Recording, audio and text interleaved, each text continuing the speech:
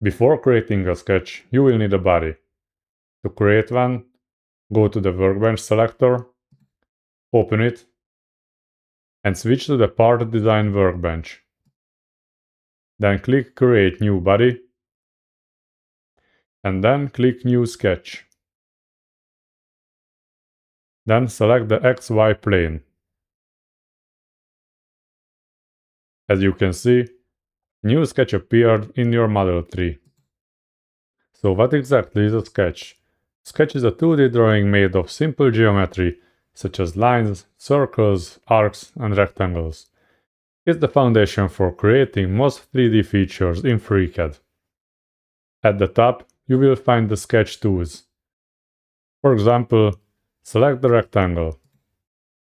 The large area in the center is where you will draw your sketch. Click with your left mouse button and create a rectangle. On the right is the Tasks panel. To leave the sketch editor, click Close in the Tasks panel.